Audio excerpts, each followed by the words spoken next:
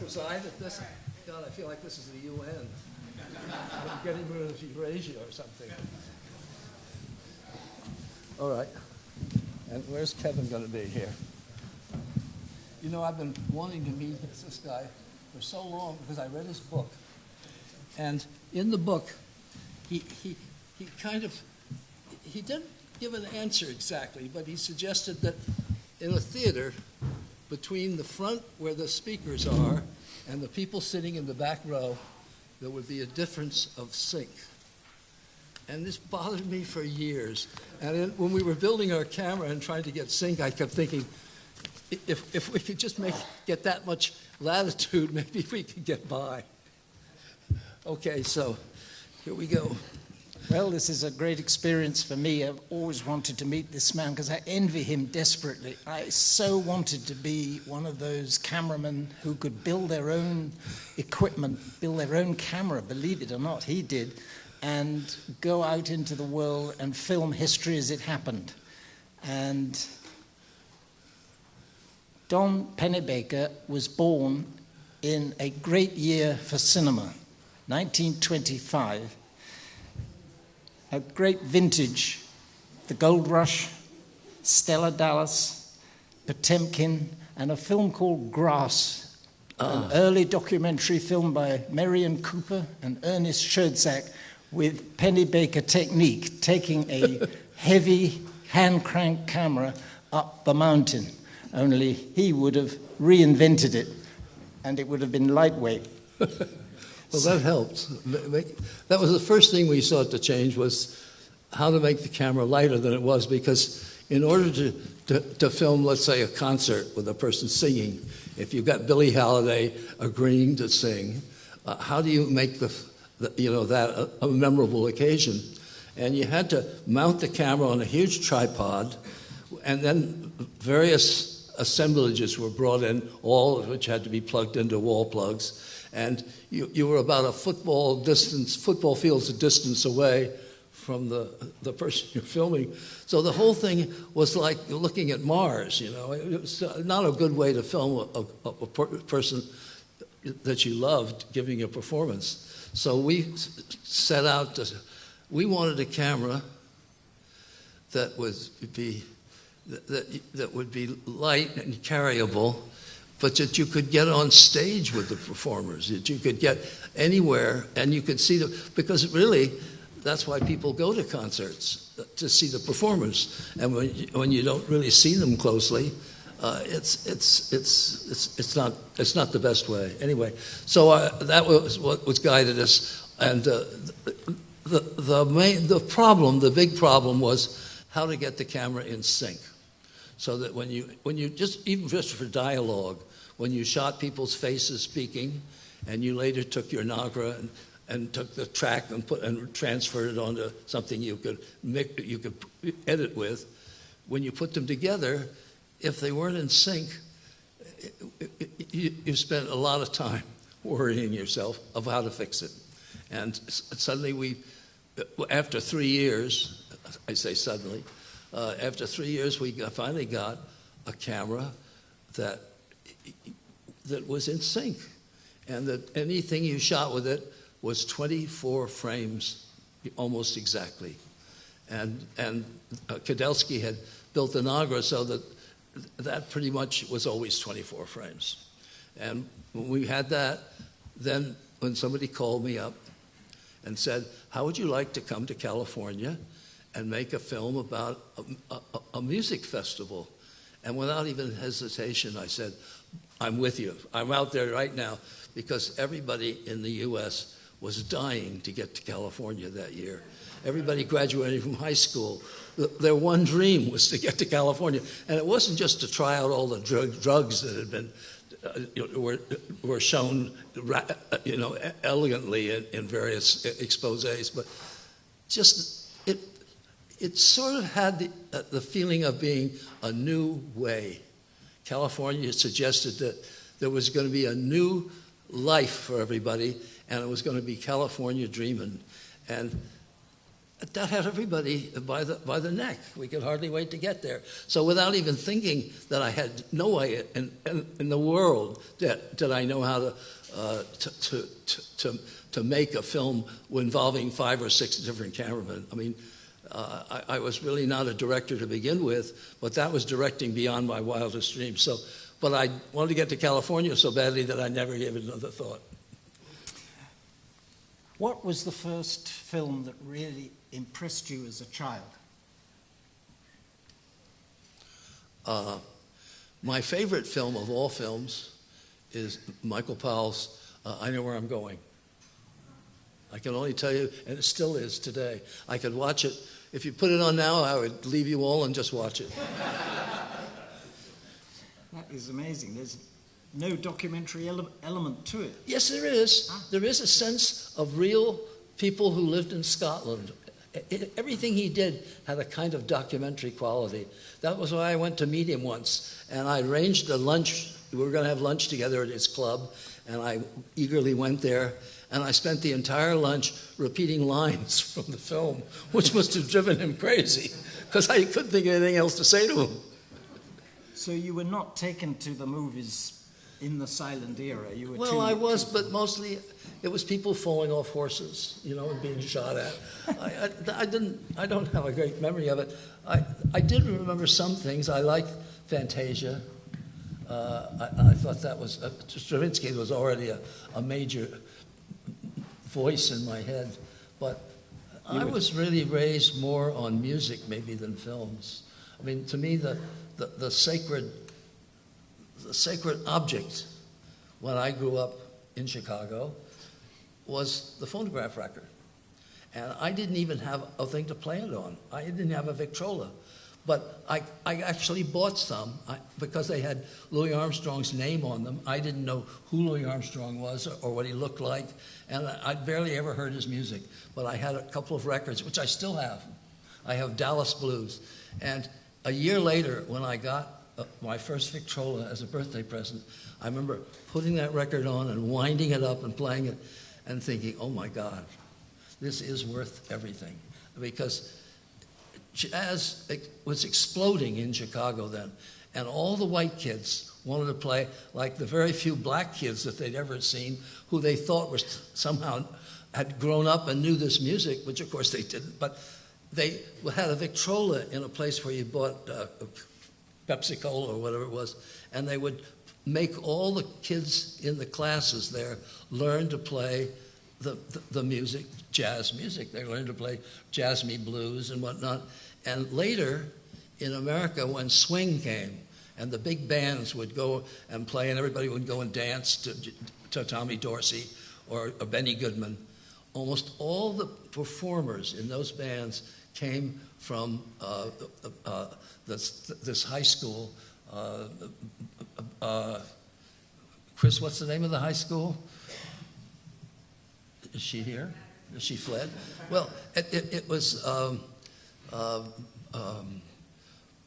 anyway, it was a white high school in West Chicago. And if I'd stayed another year, I'd have gone there. So I left and I felt gypped because I really wanted to go and join these people who are learning to play jazz. Were you aware of the documentary pioneers when you were starting out in No. pictures? No. I didn't even know. I hardly knew. I mean, Grierson, I think, invented the word about the time I was born, wasn't it? I think he did it for Moana, and he didn't bother to call me and tell me about it. So I didn't really know. Most of the documentaries I saw were accompanied by very lofty music, so I felt it was trying to sell me something. So I kind of blocked them a little bit. But I did see some early ones that I don't remember the names of, but it kind of interested me to see films about real life as opposed to what generally you saw in movies, which was actors trying to tell you what real life was and not being very good at it. I mean, there were certain movies that I did go to see and like, but they didn't make me want to make my own movie. And that was the thing. But that made me want to make the camera, because I knew if I had a camera that worked the way I wanted it to, I could make a movie all by myself, just like I could write a novel or write a poem, which people, didn't hesitate to do, but everybody thought it's impossible to make your own movie. I mean, you have to have a factory to do it and pay all these people. And I thought there must be a way that if you had the right camera, you could make one yourself. And it took me a while, but my first real film that I did, which was with Bob Dylan, I made all by myself. I mean, I think there was a friend of Dylan's that was doing some of the sound for us, but a lot of times she wasn't. And I just learned how to do everything by myself. And that was, I can't tell you, it wasn't just that I felt like I was saving money or something. I was free in a way that I had been working with Time and Life, making films for them, and they pretty much let me do anything I wanted. I wasn't complaining that I wasn't being allowed to make my own film, but it isn't the same thing. It's hard to write a novel if you're working, for a publisher, I think. So you needed to be able to make mistakes and not worry about them, and just go along with it and keep going. And that freedom just was like, I can't tell you, it was like swimming for the first time. It was wondrous. Fabulous. What was your camera called? What did you call it? Old Nasty. Well, it was very easy to take apart. So Chris used to go, and I made one for her too. There's my partner, Chris Edgidis, I don't know where she is now, but we had one. Hers had a little green thing on the top, and mine had a red thing, and so we could tell them apart easily. But before we go and start shooting, the night before, I would often take it apart just to check we had a way of checking the lens seating to make sure that the focus would be as accurate as you could make it. And she said, "Can't we have a camera that we don't have to take apart every night?" And I said, "Well, maybe we'll get that someday, but not yet." Once you started filming, did you have any influences in the picture business? I know people whose films I loved. Francis Thompson. Yeah. No, I wanted to make films like Godard, and there were many people, many filmmakers. Morris Engel, Morris, who lived in New York, he said, "You're on the wrong path. 16 millimeter will get you nowhere. In order to sell films into the market that presently exists, you got to make 35." And he had built himself a 35 camera. And I said, 35, I don't even know where to buy 35 stock, much less how to, it's beyond me. I'm a 16 millimeter man. And that always was the distance between where we were in New York and where people were in California, in Hollywood. Hollywood, 16 millimeter is children's toys, they don't take it seriously. Did you have the fast speed that you would needed, like HPS? Well, that was up to the film.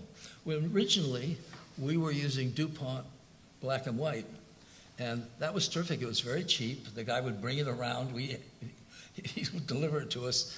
And when Eastman Kodak came, and we said we were getting our stock from DuPont, they wrote a letter apparently to DuPont saying if DuPont was going to keep selling film, they were going to start making clothes. And DuPont gave up making film about a week later. So that was the end of the DuPont film era for us. But you had 400 ASA, did you, when you started? Yeah, we sometimes did more than that. There were pretty good labs around.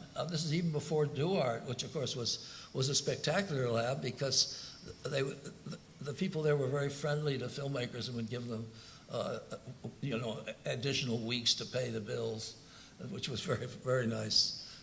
Well, the lab was set up so that that Irwin wanted a lab that would take care of his brother's filmmaking, and that was really why it was in place. So Irwin was responsible for a lot of filmmakers that went along with that. So how does Francis Thompson fit into your...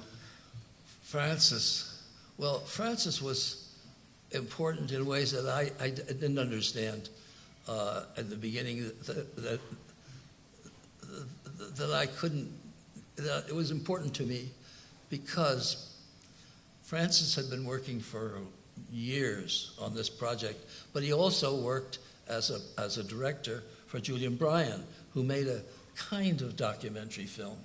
And I kind of loved Julian because he had made that wonderful film in Poland just before when the Germans, when the Nazis came to Warsaw and bombed it for the first time. He was there with a camera because he would make films of foreign places, of how foreign they looked and the funny clothes that they wore. And then he would lecture and show these in the U.S. But he was there, and he had a camera, and he shot that whole beginning of the war, which was the beginning of World War II, really. That piece of film was still amazing. But then he'd come back to the States, and nobody wanted, people who by themselves did this kind of films were not, they were not perceived as being useful to the industry, let's say. So they could keep the film in their closets and nobody bothered them, but it was hard to show it. But Francis worked for Julian, and I went to Julian one day. Somebody said, I had a child suddenly. A child was born, which was my own, and I was going to have to support it. Up to then, I had a roommate, Bill Gaddis, who was a writer, and I was a graduate engineer, actually, and I had a degree in engineering, so I had gone and gotten a job at an engineering company, and I had it for about 6 months, and I was getting very bored. I found myself sitting in the can reading science fiction when I should have been building a power station in Texas somewhere. And I said to Gaddis, I really envy you because I always wanted to be a writer. And Gaddis was a writer, and he was still working on his first book, which he was hoping to get published sometime. But I said, I wanted to be a writer. And he said, well, you'll never be a writer working where you are. You have to get out of that job and get out in the world. And I said, well, Willie, if I do that, how will I pay my share of the rent? Because we were sharing the rent on an apartment down on Murray Street. And he said, that's what you'll learn to do. Once you don't get paid, you learn how to survive. And so I went to Francis and I said, I'll help you finish your film if you'd like. I mean, we sort of got to know each other, and he'd been working on this film for a long time. So I drove him around in a car while he filmed these wonderful abstract pictures of the city. And after a while, I helped him make the abstraction devices were things we would buy in the 5 and 10. Like we would get a pan top, which had a kind of a curve to it, and then we'd buy a piece of glass, a mirror, and we would make squares out of it or triangles out of it with a glass cutter, and we would fit it into the pan top so it would have a kind of a natural curve, so that when you shot into it with a normal lens, you got these fantastic abstractions. Like it was like French painting at the time. It kind of was wonderful to look at, and he was making a whole city of these kinds of abstractions. And working with him, what I learned was what it's like to be an artist. And it's not, I always thought artists were simply people who could paint pictures or draw pictures. Artists are people that give their lives totally to whatever they have to do, what they want to do. And that was that was a big lesson to learn, because I had always thought when I was little that all the kids I knew, that I was somehow different from them. And when I heard about the people there was a whole race of people that were like us, and then they all disappeared. Nobody knows what happened to them. Well, I forget what they're called, but you probably know. No. Well, what are they called? The Neanderthal. See, I protected myself by never remembering what the name was, but I thought I'm a Neanderthal, but I mustn't tell anybody because nobody likes Neanderthals very much. But I felt so different that the thing I thought Neanderthal that was different about me was that I was somehow a person who never had I was totally engulfed in whatever I wanted to do. If it was building a model airplane, I didn't want to eat. I didn't want to do anything else. I just wanted to finish the airplane. And the people I met, after Chicago, that were like that were all musicians. So I came to feel that musicians were some sort of saints that had been put on earth to somehow give me courage to keep being a Neanderthal. And to this day, I think that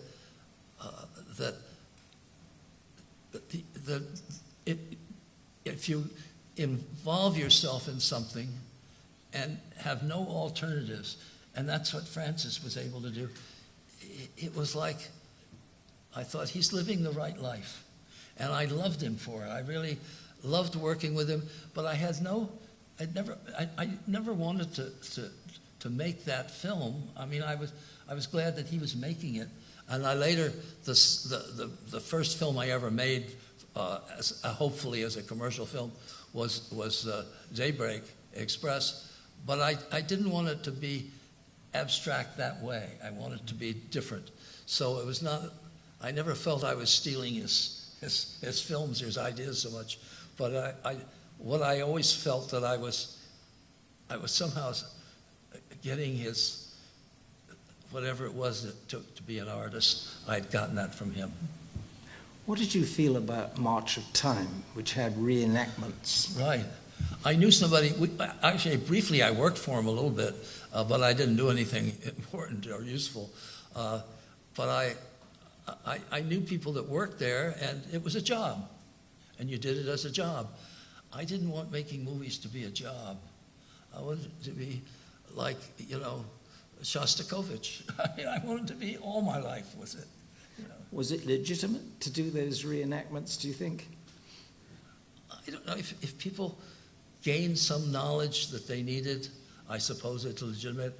It just didn't seem to be worth your time to do in lieu of what needed to be done. Brilliant. So, what about your other associates, Robert Drew, Richard Leacock? Drew, Leacock, and then later the people that shot for me at Monterey, Jim Desmond, Nick Ferris, Al Maisels, and these were people that came, and Al and I had really started.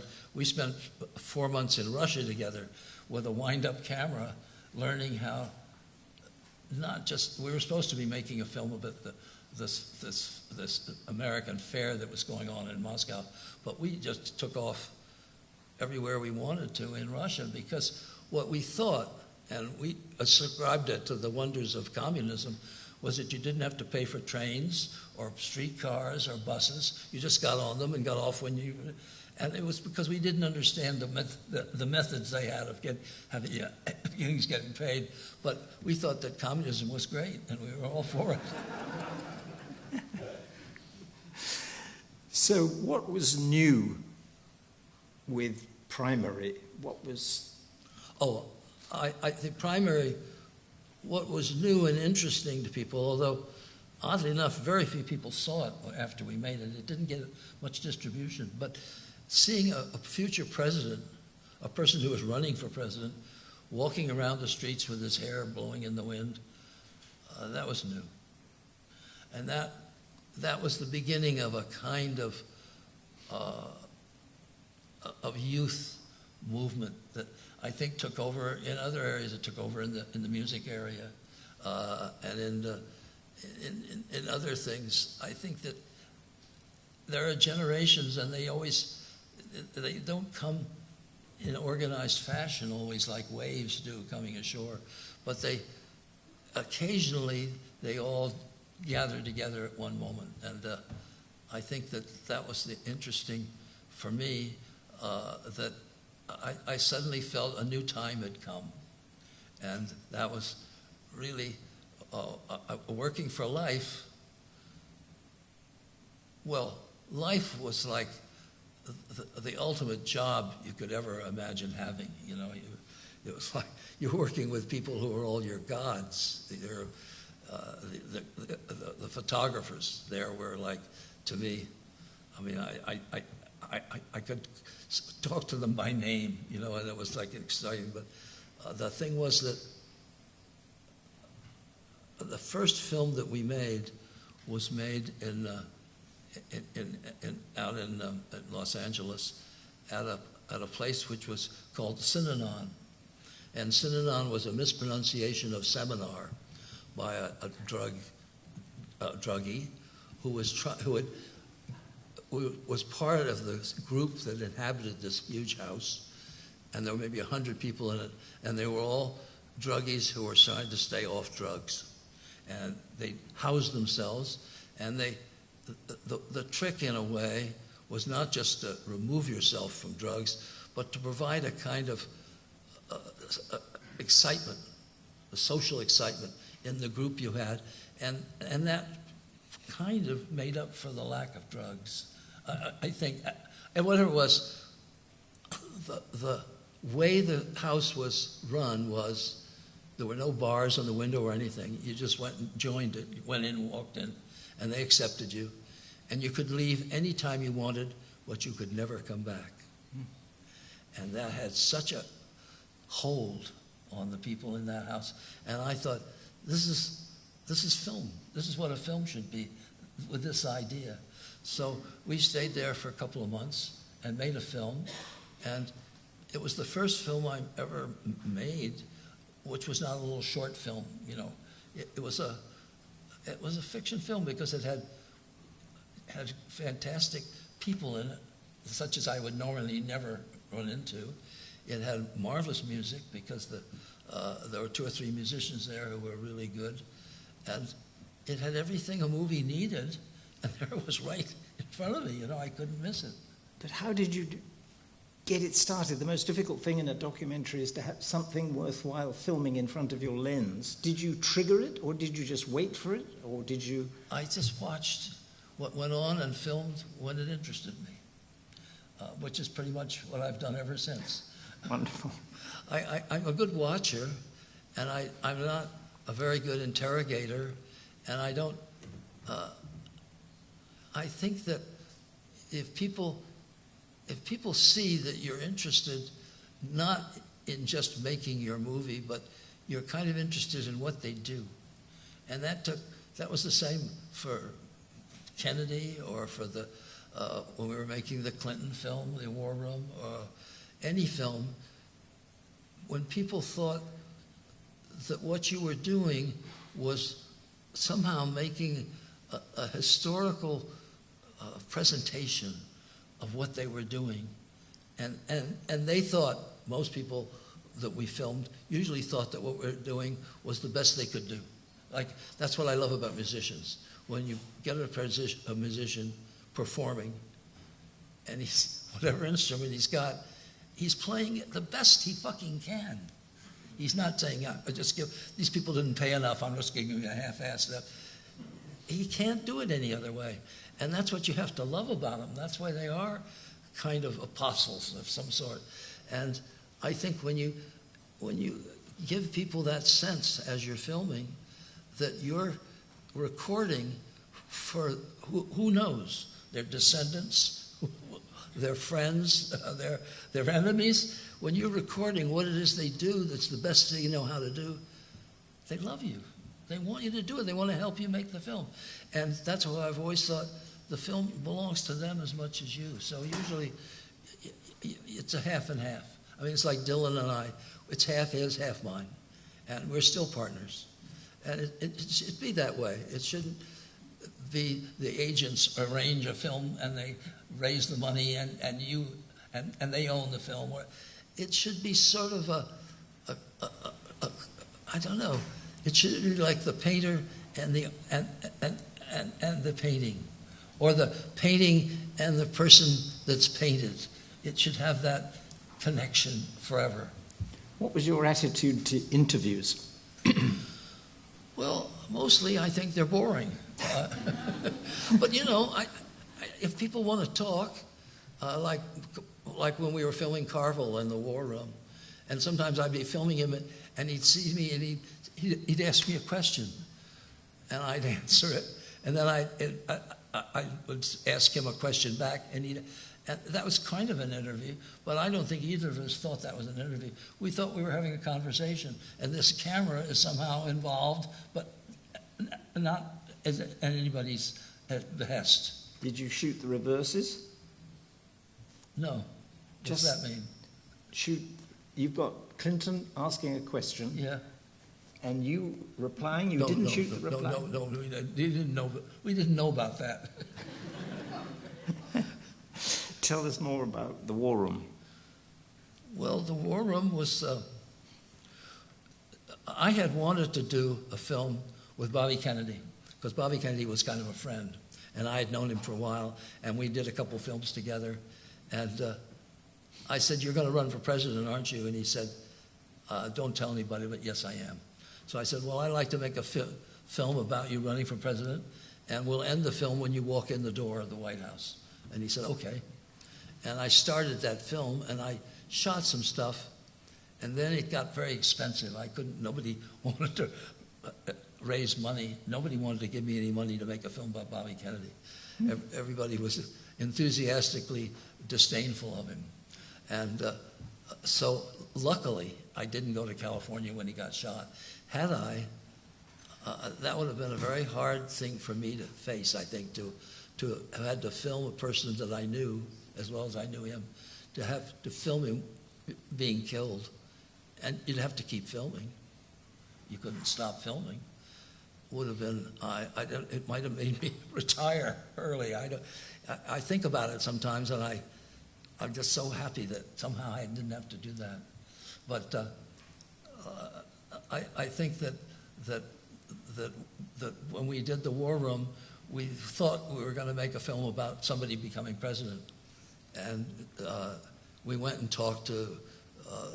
We didn't talk to Bill Clinton, but we talked to George Stephanopoulos and the people that were sort of involved with him.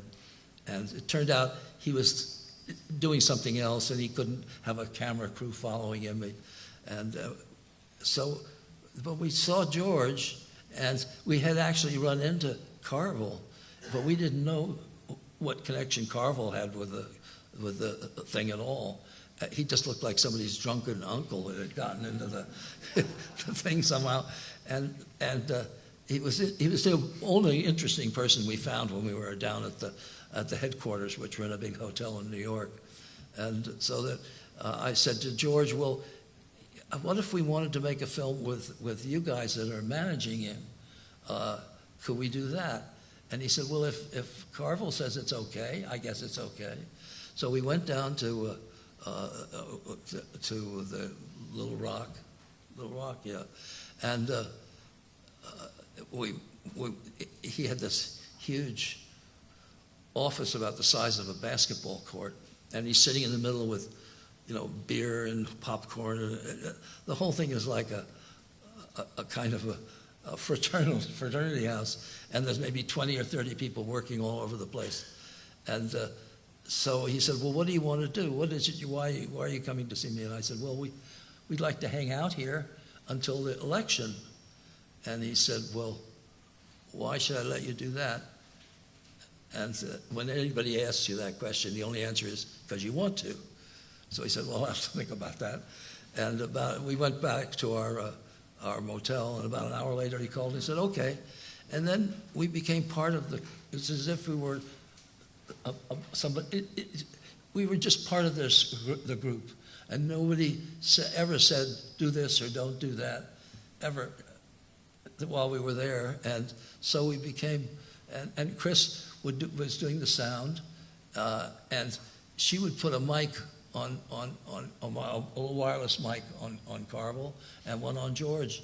And when they realized they were mic'd, they would go in the bathroom at the beginning to have talks, and everybody told them that they didn't know, but we would hear everything they could say.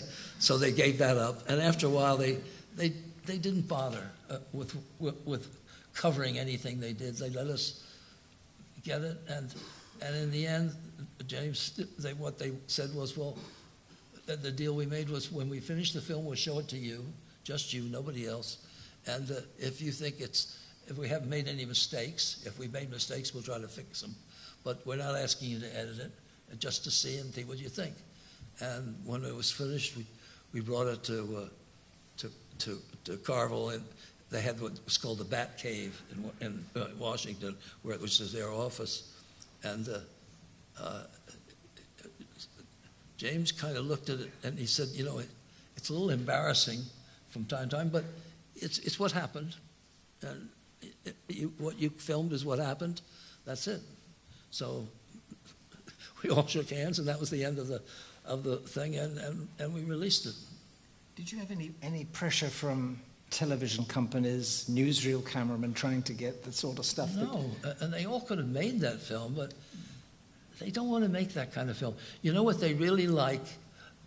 It took us a while to realize this. The hotels where prominent politicians are housed, they come and go out of the front door. So a group of news reporters with huge big Ikegami cameras will be outside getting them coming in and out of the doors.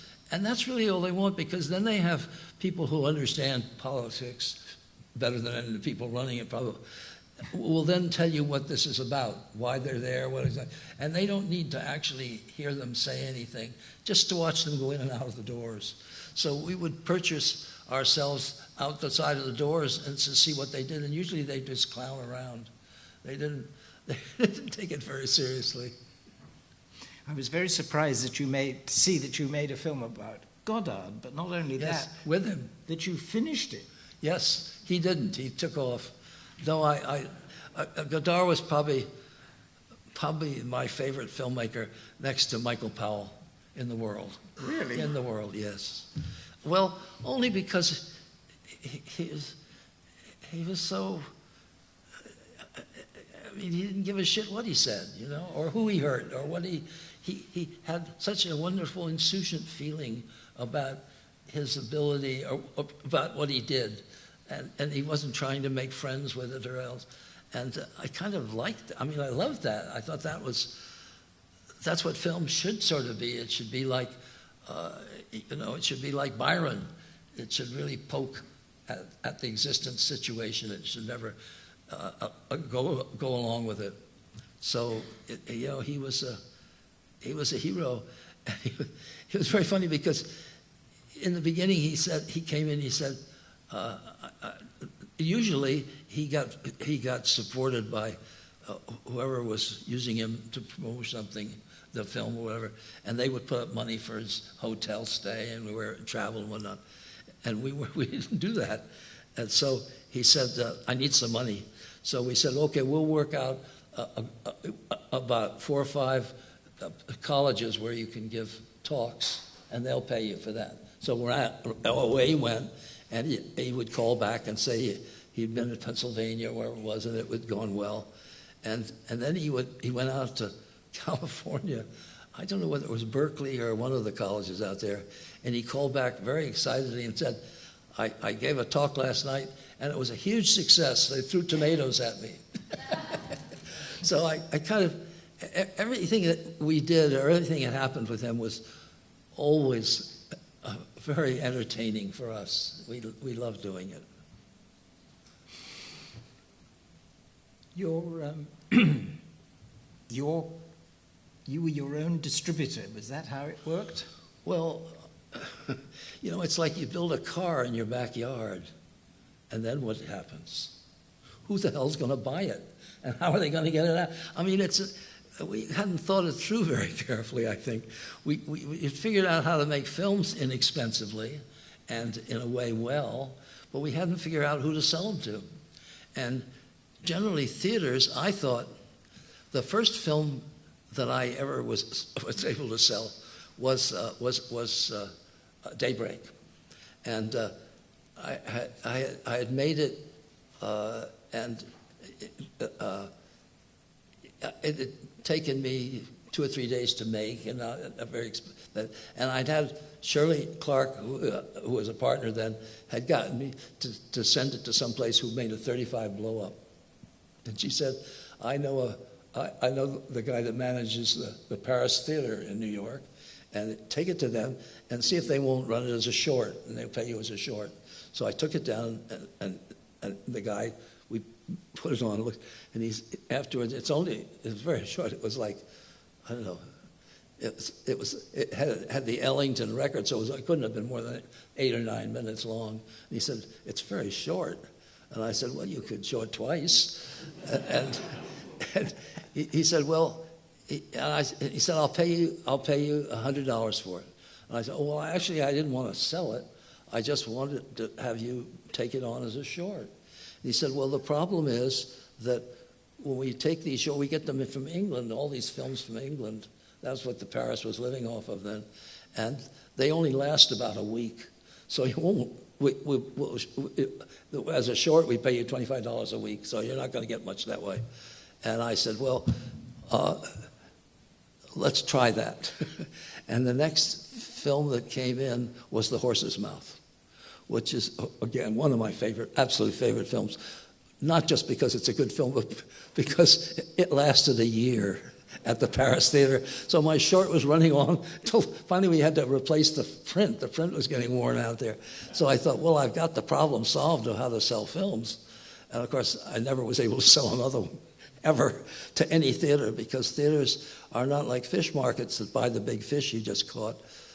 They get their orders from California. What they buy is cookies and candies and ice cream. The films come in from California, and that's who decides, and generally they know who the heavy candidates are for being famous and not famous in that location. So later, I think the people who did the blow-up of The Horse's Mouth, not blow-up, the video, the little thing you buy and take home, they'd heard about this. The guy, the director, who was, I didn't ever know him very well. I met him once or twice. But he said, there's this short that played all the time we were in New York. So they came and they recorded the short and put it on the DVD for the film. So if you buy The Horse's Mouth, you're going to get my first film on it at the beginning. So it was a funny experience, but it told me that what it taught me was how little we knew about a business we jumped into, hopefully. How was your ability to raise money? Terrible. Well, I don't know. There are people who raise money, they don't regard it as a difficult thing to do, and they seem to love to do it. And we even made ourselves a non-profit. We did everything we could to encourage people, especially filmmakers. Our idea was how to get filmmakers who wanted to make documentaries, especially women filmmakers, as I thought there was a great dearth of when I started. And by being a nonprofit, you had this letter from the IRS that when a filmmaker showed it to somebody with money who was maybe going to donate money, they could take that and get tax relief. So that the filmmaker did all the work, and then we took the money would come to us, and we would give it to the filmmaker. And I thought we should be able to do that for ourselves, but it was kind of hard for us. And if I hadn't had Chris Hedges and my son Fraser kind of working on the case, I would be out in the streets, I think, now. I don't think I would have made many films. Tell us about the Bob Dylan adventure. Don't look back. Yes, well, Albert Grossman, whom I didn't know, came to visit our office, which was on 43rd Street. It was on the top floor of a building that Durst owned and was going to tear down and build a huge building there. But we were the last people to live in it or work in it. And he said, I'm Bob Dylan's manager, and I really didn't know.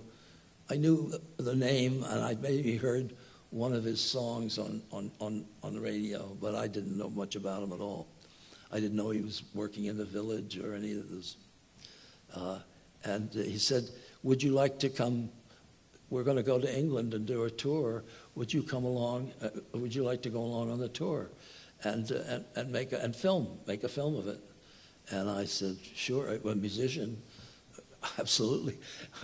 I would go anywhere to film a musician, usually, if I could do it. I mean, I'd done 2 or 3, and I kind of liked making films with musicians. So when the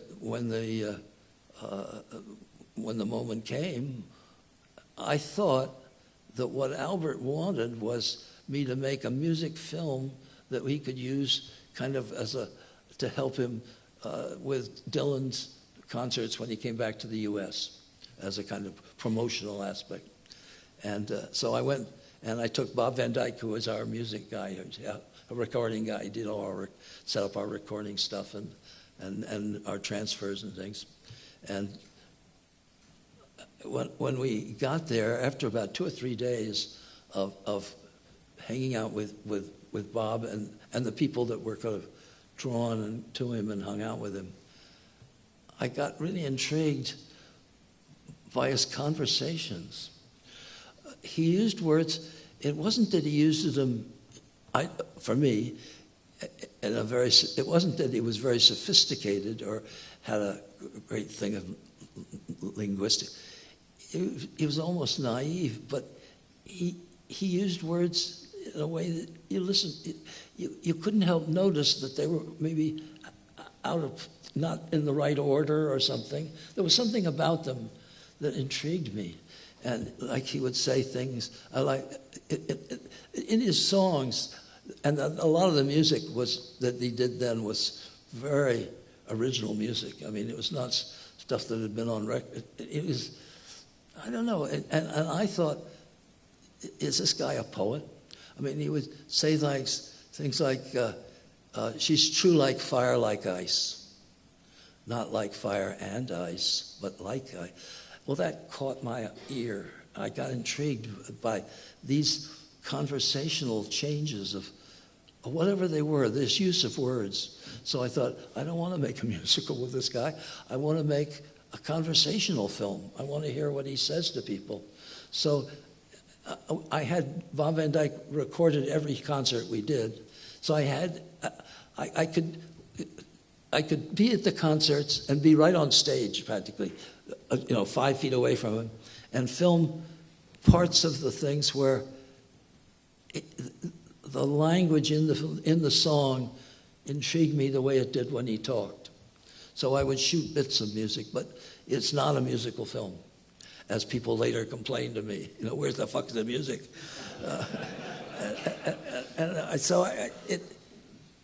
It was kind of, and when I finished it, I thought, well, he wasn't very famous even then. A lot of people who liked him, but they were all down in the Village, and they didn't have a lot of money anyway. So it was not like you had this thing that was just waiting to make you a wealthy person in your hands. So I took it, and I didn't have an editing. Usually people use these editing machines that were not very good for 16 millimeter. They tore the film apart, so I never used one. I used a viewer and a synchronizer. And the thing I liked about a viewer is you had rewinds, and you could put the film on a large 1,200 foot or 2,000 foot rewind or reel, and you could reel it through very fast through a viewer. The viewer cost me about $50 at Photoshop somewhere. So it was not an expensive device. And the synchronizer, you put the track which you had transferred to MagTrack. And this was a fairly new thing, MagTrack, but hadn't been around for a while. And people usually used optical track, which was in pain because you had to redo it if you tore it or anything. But MagTrack, you could just get another piece and retransfer it. So you could put them so they were 20 some frames apart. So when you pulled it through, it was kind of in sync. I mean, it sounded terrible, but you knew what was there. And for music, you kind of made allowances in your head for it. But it was a great way to sync, I thought, to edit a film. In fact, I edited that film in about 3 weeks. And people were always amazed. They said, that was quick. We thought editing would take months.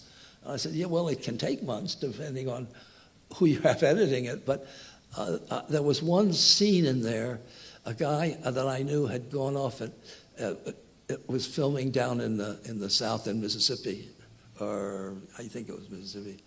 And Dylan was down there doing some sort of show thing where he'd, sing for people. It was part of in those days there was a big thing to try to deal with the southern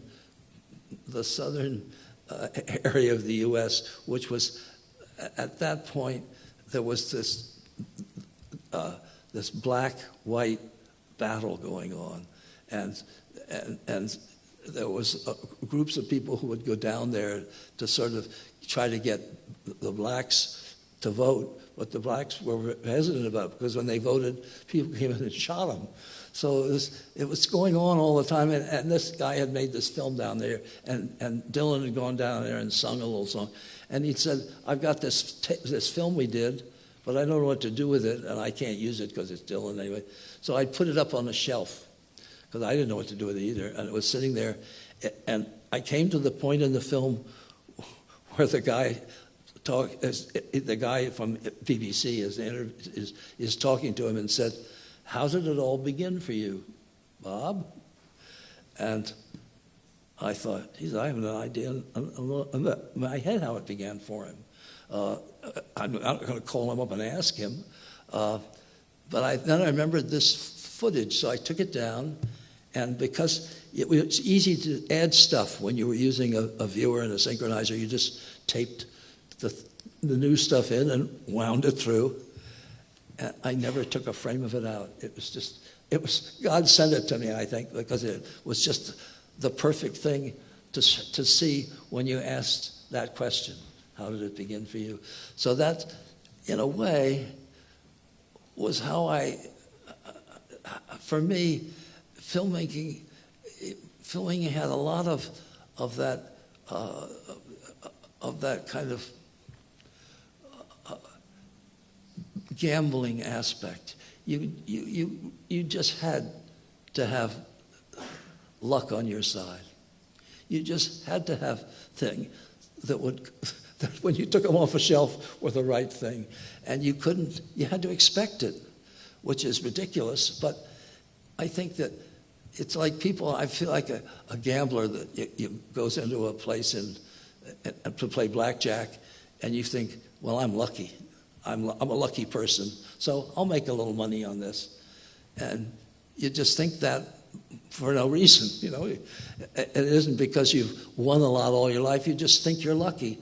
And I think when I'm making films, I sort of think I'm lucky. And I expect things like that will happen. And, of course, that's kind of it's not a proper, probably, attitude, but I've always expected that somehow, if I stick with it, it's like the story that Carville always tells about the golf player who says I'm lucky. The harder I work, the luckier I get. And I sort of adhere to that in some ways. And when I think that if you could know, the lowest moment in my life was when we really were broke. We had no money at all, and we were bankrupt. Somebody had entered a bankruptcy thing against us, and Ricky had gone off to MIT to teach, and everybody had left, and I was all alone with a woman that helped me clean out the office. And Chris Hedges came in looking for a job. And of course, it was not a good time to look for a job where we were. I mean, but she came in and we sat out and talked. And I thought, shit. All my life, I've been looking for a person to be my partner who is like me. You know, the name you came up with, but I can't remember. The people that are gone. And she's just walked in. And I must never let her leave. And indeed, she's looking for a job. And I said, well, we don't have one right this minute. And she went away. And I called her up the next morning. And I said, well, I think we found a job for you here. And I had all this footage that I hadn't edited yet, especially the stuff from Town Bloody Hall with Jermaine Greer and Norman Mailer. And she sat down on the steam back and started to try to edit it. And I thought, this is where something begins. And boy, it was. Within a year, we were making a major film. And my whole life turned around, and I think that wasn't something I earned. That was something that just happened. And it was like, I could say prayers for that because it was such a profound effect on me. Fantastic. Now hold it there. Does anybody know when this comes to an end?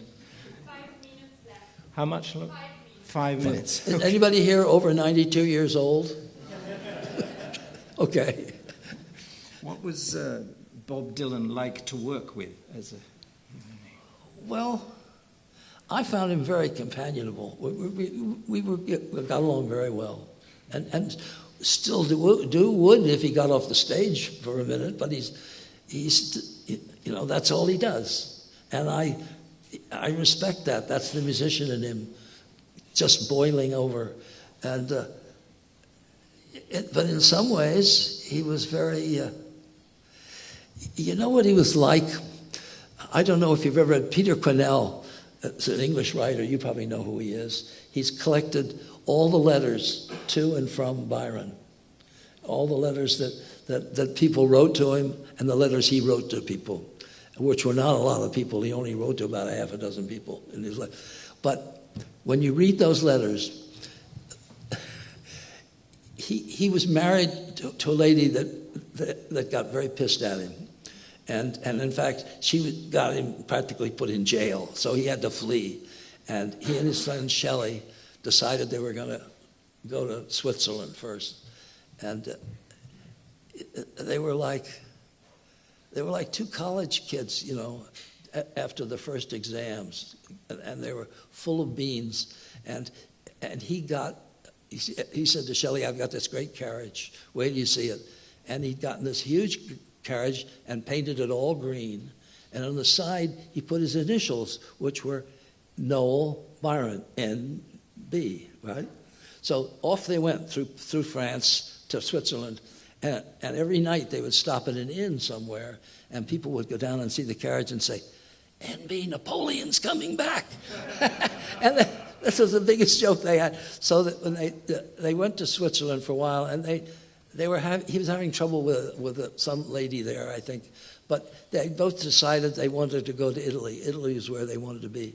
So they came down to Pisa, and they got this big house in Pisa. Some of you may be from Pisa. You probably know the house better than I do. And they set up a kind of, it was like what the poets all did in San Francisco during the hippies period, and all of the kind of the British intellectuals would come down to Pisa to hang out there because that's where the action was, and they would do crazy things like they would pretend they were fighting Indians in the far west, and they would shoot out the window at the Italian police. I mean, you can see they were really nutty. But I thought, if there'd been a filmmaker there who had made a film of Byron in Italy, we'd still be looking at that film. Because Byron had this quality. I mean, when he was very young, he was a teenager, I think, when they gave him that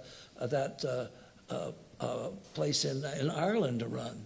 And he did a great job of it. God, he was doing plays that nobody else would even want to put on.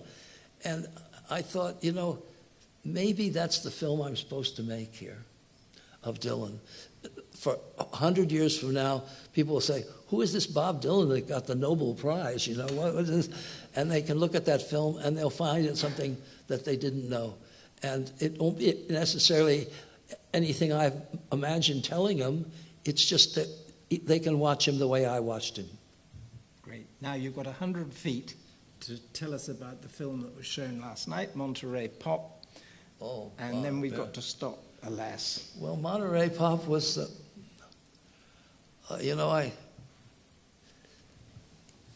the thing was this. I am not, even as a single, with a single camera, I'm really not a director. I am very bad at telling people what to do. My own children know this, that I'm hopeless. So the idea of my directing 5 or 6 cameramen is a ridiculous idea. So what I did was, we had these cameras, and they all helped me build them, so they knew how to work them as well as I did. And they were people like, they were fantastic people. Jim Desmond, for any of you know who the Brooklyn Dodgers once were. The Brooklyn Dodgers, when they were in Brooklyn, was this, they were like gods of baseball. And there's a picture that he has in his kitchen of them all lined up. And in front, he's sitting cross-legged. I think he was 12 years old. He was the bat boy. Having the bat boy for the Brooklyn Dodgers, I couldn't imagine having anything more extraordinary to work with me and help me. And Al Maisels, whom I'd spent almost half a year in Russia with a wind-up camera shooting 100-foot rolls, making a film about Russia, which is still getting distributed in Russia now, I understand, although they don't send the money to me, believe it. And Nick Proferis, whose father was Ted Proferis, who was a gambler in a very small town, and who John Steinbeck took up with. And Steinbeck wrote Winter of Our Discontent, for which he got a Nobel Prize about this guy's father. So, and he had come to me and said, I need a job. And I said, well, what can you do? And he said, well, I've been working at the post office, and the guy next to me just shot himself, and I think I'm next. So I hired him right away. And and these are the guys that shot. These are the guys that shot all this stuff. They not only shot it, they directed themselves. They made their own films. Everybody went out and made a film about Monterey, and I didn't even know what they were doing, because at the end of the day, they'd give me back their used film, and I'd send it to the lab, and I didn't see it till we got back to New York, where we had a series of 24-hour watchings of rushes, where everybody in the world came and brought all their marijuana with them. So I was really afraid that we were going to get arrested before we got through with it. But watching, and we had this setup for Monterey where Bobby Neuwirth, who had been Dylan's road manager in Don't Look Back, we had a red bulb on top of a lamp. And when that was on, that was the song we decided we were going to all film, so we'd be able to edit it. And this was going to save us film, because we would only shoot one film, one thing for each. And there were so many people, so many bands there. Well, the trouble was that all these guys, making their own films, would shoot everything. So by the end of the day, at the end of the first day, we'd almost run out of film. And I thought, this is a really stupid way to make a concert film, because you can't afford it. You're going to run out of money. But by the time we got back to New York, and I'd spent 3 days watching just endless till I'd wake up and go to sleep and wake up, but I'd watch what they did endlessly. I thought it's the only way to make a concert film. So I to tell you that I have such gratitude for all these guys because they all were made. I didn't tell them what to do. They decided what to do. They made films, their own films, and when you see the film, you can see different people's feelings about who they shot, and I think it's a great film, and I feel only partly responsible for it. But I do love it. I love to watch it because there are people in it that I got to know very well, like Hendrix and Janis, and Otis, whom I mean, a lot of the people that I really loved in that film were dead within a year of finishing it. So it leaves me with a kind of sad memory, but still I think we have this fantastic evidence of what they could do, and that's kind of marvelous. I mean, that's why I'm here, to do, and I better do it well or I should get off the boat. Thank you so much. Yeah, thank you. Now we have to vacate, right? I think we have to vacate this place. Okay. Oh, we have to go? All right. Thank you. Thank you very much. Thank you.